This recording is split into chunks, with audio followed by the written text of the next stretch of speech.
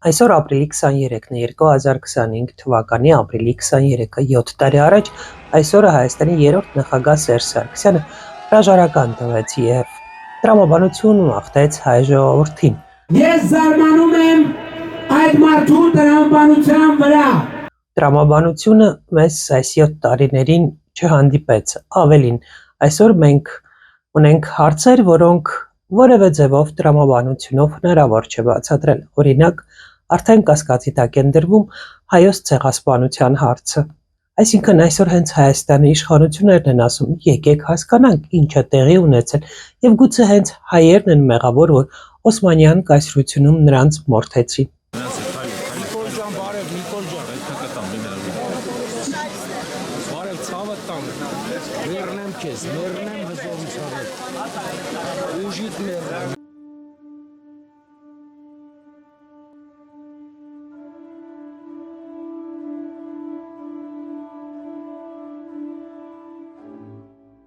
Առաջին անգամ ենք այսքան ծանր սրտով բարձրանում այս հուշահամալիր, որովհետև սա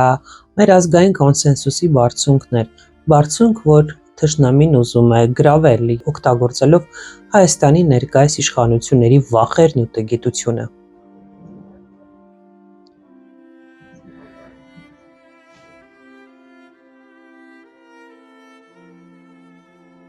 Ես Ազա Բաբայանն եմ, լրագրող եւ պատմաբան, ողջույն։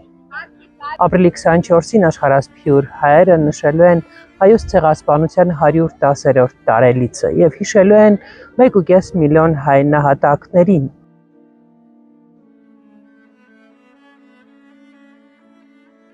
Այդ ժամանակ ես դեռ չէի գիտակցում հայերի ցեղասպանության բոլոր մանրամասները, բայց բավականաչափ տեղեկություն ունեի, որպեսզի խորապես հուզված լինեի։ Ես իմ պրոֆեսորին հարցրեցի, ինչու է համարվում հանցագործություն, երբ մեկը մարդ է սպանում, բայց երբ կառավարությունն է սպանում միլիոնավոր մարդկանց, դա հանցագործություն չի համարվում։ Պրոֆեսորը չուներ պատասխան, եւ ես չկարողացա դա մոռանալ։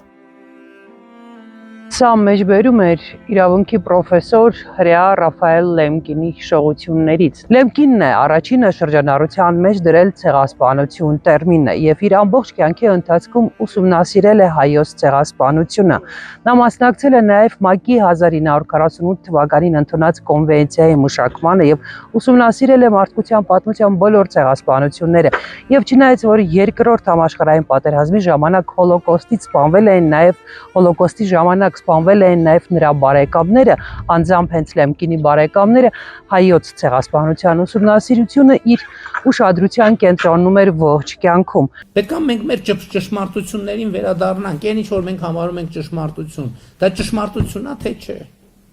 Հայաստանի իշխանություններն ասում են, թե իրենք չեն շղթում ցեղասպանությունը։ Փաշինյանն ասել է, թե ով կարող է Հայաստանում այսօր շղթել ցեղասպանությունը, դա հնարավոր չէ։ Այդուամենայնիվ դրանք փորձեր են անում։ Փաշինյանը մասնավորապես հարցականի տակ է դնում հայերի մեղքը այդ ցեղասպանության ժամանակ, ասում է, պետք է հասկանանք ինչու են ցեղասպանությունից սկսել խոսել, իսկ Փաշինյանի թիմի ներկայացուցիչը մասնավորապես Անդրանիկ Քոչարյանը հայտարարում է, թե պետք է դեռ հասկանալ ովքեր են զոհվել այդ ցեղասպանության ժամանակ, դրանց անունները, հասցեները եւ այլն։ Պետք է ունենալ այդ 1.5 միլիոնի ազգանունները, որտեղ, ոնց, ինչ պայմաններով։ Իհարկե զարմանալի հայտարարություններ են, զարմանալի այն աստիճանի, որ այս հայտարարություններին արձագանքել է Լեմկինի անվան ինստիտուտը, մի ինստիտուտ, որը որ հենց մասնագիտացված է ցեղասպանության հարցերով։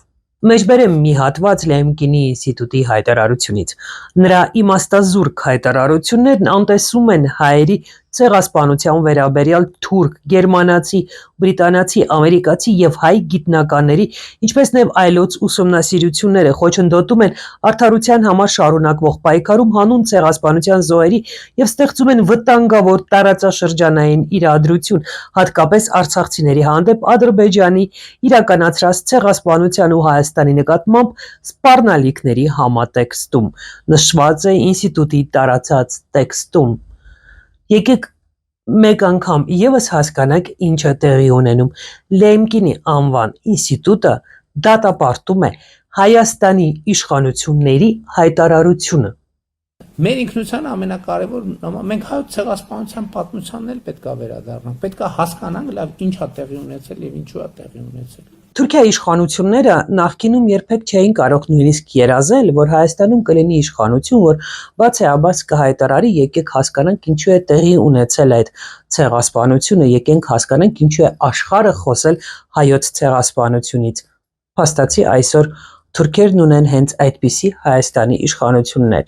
Ոնց է որ 1939 թվին հայոց ցեղասպանության օրակարգ չի եղել եւ ոնց է որ 1950 թվին հայոց ցեղասպանության օրակարգ հայտնվել է։ Ոնց է եղել։ Այս մենք պետք է հասկանանք, թե չպետք է հասկանանք։ Այս թեմաների հետ պետք է հարաբերվենք, թե չպետք է հարաբերվենք։ Սա թերևս հնարավոր չէր պատկերացնել ընդամենը 7-8 տարի առաջ, բայց սա իրականություն է։ Սա մեր այսօրվա իրականությունն է։ Փաշինյանը ասում է, թե այս պատմությունը, որ եղել է հայոց ցեղասպանություն եւ որ պետք է Թուրքիան սրա համար ներողություն խնդրի, մեզ պարտադրել է սովետական միության իշխանությունը։ Իրականությունը բոլորովին այլ է։ Սովետական միությունում արգելված էր հիշատակումը հայոց ցեղասպանությունը հիշատակելու համար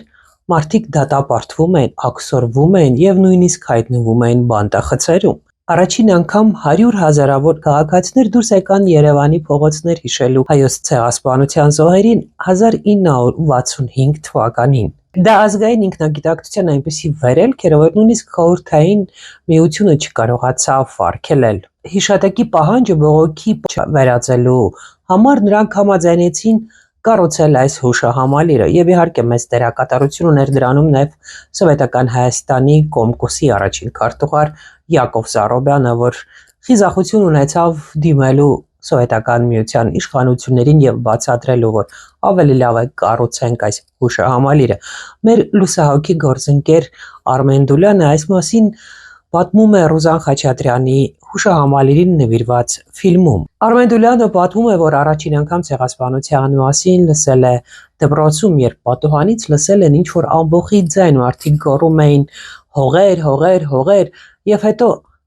նրան արդեն պատմել են, թե ինչ հողեր են պահանջում եւ ինչի մասին էր այդ բողոքի ակցիան։ Սա ինչ որ խորհրդանշական բան էր, այդ պատուհանից նայելը, այդ ամեն ինչը, որովհետեւ ինչքան էլ դու ուզես պատմությունը թաքցնես, խեղաթուրես պատմությունը, ինչքան էլ ուզում ես պատմությունից փախչես, միևնույն է այդ պատմությունը, ինչպես ժողովուրդն է ասում, կգա, կչոքի քո դռանը, տվյալ դեպքում կգա կչոքի քո պատուհանին։ Հայաստանի իշխանություններն այսօր ոչ միայն փակում են Ղարաբաղյան շարժման էջը, այլ նաև հայոց ցեղասպանության ճանաչման պարտադրման էջը։ Ուրեմն մենք ունենք շատ ավելի կարևոր մի նպատակ, որ մենք վերջին տասնամյակներին մոռացել ենք մեր գլխավոր նպատակը, որն է հադուցում ստանալ Թուրքիայից եւ ստանալ մեր գորստիալ հողեր Արևմտյան Հայաստանը, դա լինում է դատական process-ով միջազգային դատարան եւ միջազգային դատարան դժբախտաբար միայն պետությունները կարող են թիմել եւ ոչ թե համայնքները կամ անհատները։ Մեր պետությունը հիմա գյուղը ճիշտակարակն է անում, փորձում է լեզու գտնել, սիրաշահիլ, խաղաղության տաշնակիրը ստուգրել մեր ճշնամիների հետ։ Ուրեմն պետության վրա չեն կարող վստահել,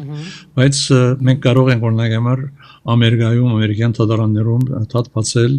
եւ պահանջել Թուրքիայից հադուցում եւ եթե դատարանը ինեբաս մեզի հայցի դրական որոշում դա ամերիկյան գավառությունն ունի շատ թե պատրաստվում եք։ Այս մասին վերջերս ես խոսում եմ դարբեր կարևոր գազམ་ակությունների ղեկավարներին հետ, որովհետեւ սկսենք այդ process-ը, մենք շատ ուշ մնացել ենք, ուրեմն երկու բան պետք ունենք դրանալ համար, մենք պետք է այդ գաղափարը մենք չմոռանանք եւ մենք աշխի առաջ ունենանք այդ գաղափարը, գազམ་ակերպվենք բոլորս միասին, որովհետեւ էսի մի գործ է որ նորից այս կողմը չկա, մյուս կողմը, այս կուսակցություն չկա, բոլորս միասին պետք է անենք պետք է լուրջ մարզասել է մեկ երկրորդ եւ վերջին քայլը պետք է մենք վարձենք միջազգային օրենքի մեծ մասնակիցներ եւ ունենք նման փորձի օրինակ դա հրեական համայնքն է որ բազմաթիվ հայցեր ներկայացրել են դատարան եւ մեկ մասը շահել են եւ այդ մարտիկը ես մեկ մասը հրեա մասնակիցներից ծանոթ եմ եւ իրենք պատրաստ են մեզ այդ գործակցելու Ուրեմն այդպես չէ որ չկա մասնակետ միան գամք պետք է մենք պետք է որոշենք ծրագրենք որ այդ բանը անելու ենք Ադրբեջանը սպառնում է դատական հայցեր ներկայացնել Հայաստանի դեմ եւ եթե Բաքվի հայցերը ծիծաղելի են նույնիսկ մեր այս абսուրդային ժամանակներում, ապա ցեղասպանությունից հրաշքով փրկվածների ժառանգների հայցերը կունենան եւ իրավական եւ բարոյական հիմքեր։ Եվ միայն Փաշինյանի պես քաղաքական գործիչը կարող է սա չհասկանալ եւ չօգտագործել իր բանակցություններում Բաքվի եւ Անկարայի հետ։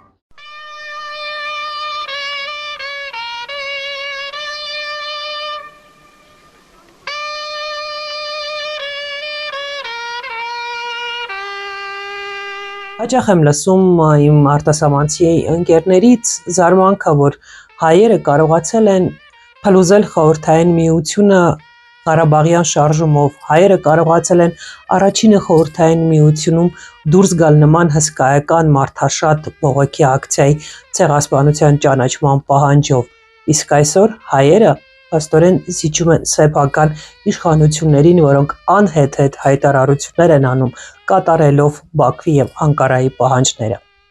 Ընդ որում սահմանադրության փոփոխության պահանջը, որն այսօր ամեն օր գրեթե հնչում է Բաքվից, նաեւ Անկարայի պահանջն է։ Անկարան պարզապես այս մասին հրապարակավ գոնե չի խոսում։ Սահմանադրությունում կա հղում հռչակագրին, ասում են Բաքվում, որտեղ խոսվում է Արցախի մասին, այո, բայց այդ հռչակագրում կա նաև դրույթ, որտեղ խոսվում է հայոց ցեղասպանության մասին։ Մեջբերում անկախության հռչակագրից Հայաստանի Հանրապետությունը աջակցում է հայոց ցեղասպանության միջազգային ճանաչմանը, որը տեղի է ունեցել Օսմանյան Թուրքիայում եւ Արևմտյան Հայաստանում 1915 թվականին։ Մեջբերման ավարտ։ Հայաստանի վարչապետը քննարկման առարկա է դարձնում ցեղասպանության պատճառները։ Անկարան է միշտ ասում, գուցե հենց հայերն են մեղավոր, որ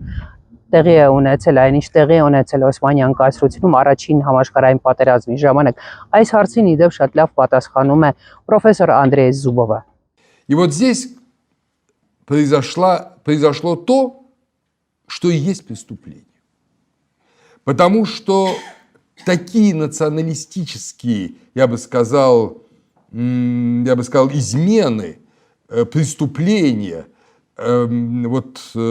коллаборационизм с врагом были в высшей степени характерны для Первой мировой войны. Եվ հենց այստեղ է, որ տեղի ունեցավ այն, ինչը կարելի է անվանել հանցագործություն, որովհետև նման ազգայնական դավաճանություններ թշնամու հետ համագործակցության ձևով առաջին համաշխարհային պատերազմի ժամանակ բավականին տարածված էր։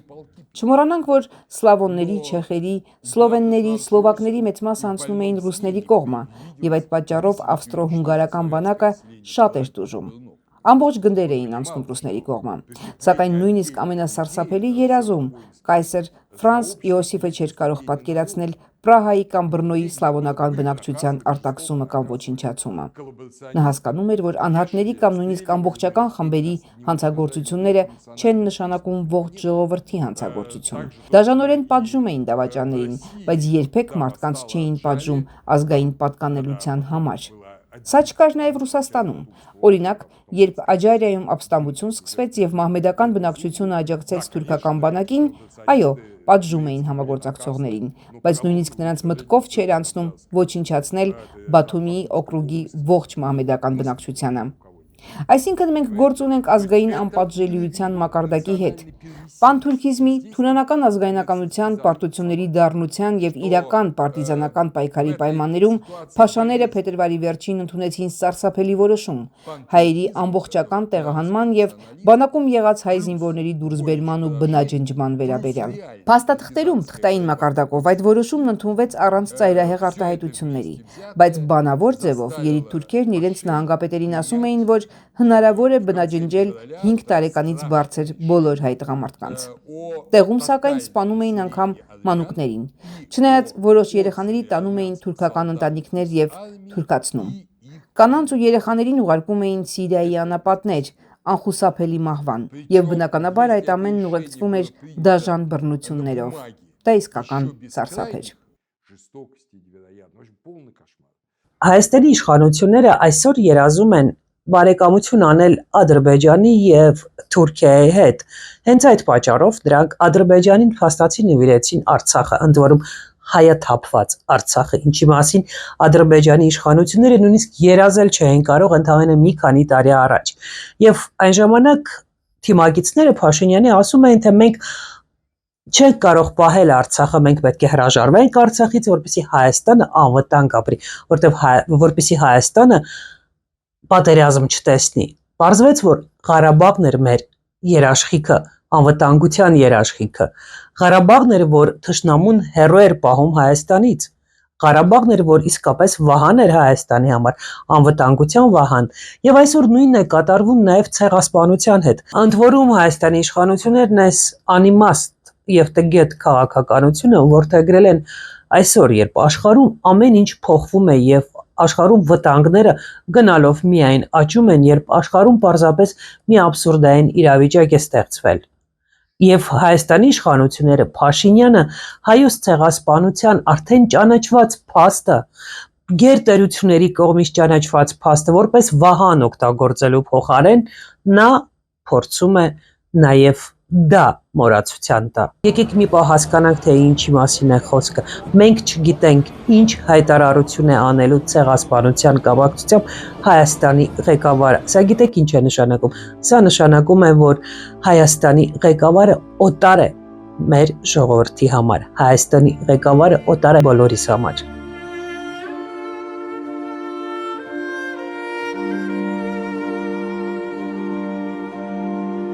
Եվ մենք երբեք այսքան անվստահ չենք եղել։